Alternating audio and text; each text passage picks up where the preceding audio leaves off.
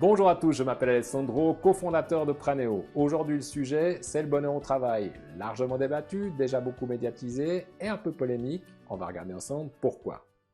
Traditionnellement dans le monde du travail, on oppose performance et épanouissement.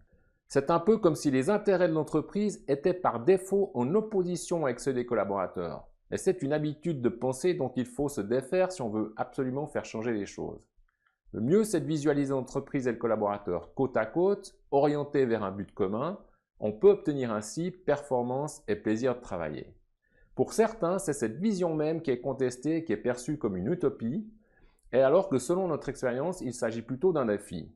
Regardons tout d'abord qu'est-ce qui influence notre plaisir de travailler. Il y a les facteurs externes pour lesquels, par définition, nous n'avons pas de prise directe.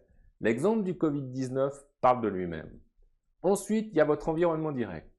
La clim que vous ressentez sur vos épaules, le bruit autour de vous, l'espace dont vous disposez, etc.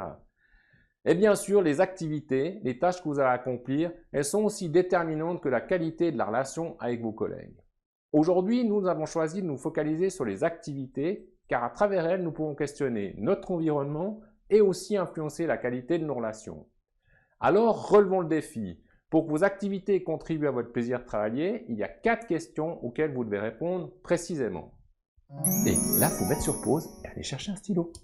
Ça y est? Alors, la première chose à connaître, c'est la liste quasi exhaustive de toutes les activités que votre travail implique. Ensuite, vous identifiez bien celles que vous aimez et celles pour lesquelles vous êtes doué. Après ça, ce qui est très important, c'est d'identifier la fréquence avec laquelle vous êtes amené à faire chacune de ces activités, y compris celles que vous aimez moins. Et enfin, c'est de bien repérer celles que vous voudriez franchement éviter, celles que vous avez l'impression qu'elles vous pompent votre énergie. Si vous aviez une grande autonomie dans votre organisation, vous pouvez vous débrouiller avec ces réponses pour aménager votre emploi du temps. Si ce n'est pas le cas et que vous voulez clairement identifier les points sur lesquels agir, il y a un outil fantastique qui s'appelle Interqualia et qui révèle avec précision vos motivateurs naturels, donc les activités que vous pouvez sincèrement et directement chercher à augmenter la fréquence, les activités que vous êtes d'accord d'exercer, mais parce que vous avez une récompense, c'est-à-dire une augmentation de salaire, une reconnaissance, une promotion, et comme on l'a dit avant, celles que vous allez vouloir franchement éviter. Alors il est évident que ces activités, elles varient de position d'un individu à l'autre. Si on prend un exemple comme réfléchir à des problèmes complexes, pour certains, c'est ultra stimulant, ils en ont besoin pour se nourrir. Pour d'autres, hop, c'est arrangé directement tout en bas dans les activités absolument à éviter. On voit bien que de cette manière, on rentre dans une relation qui est réellement gagnant-gagnant pour l'entreprise comme pour le collaborateur. Il augmente son plaisir de travailler ce qu'il fait au quotidien, elle dynamise sa productivité.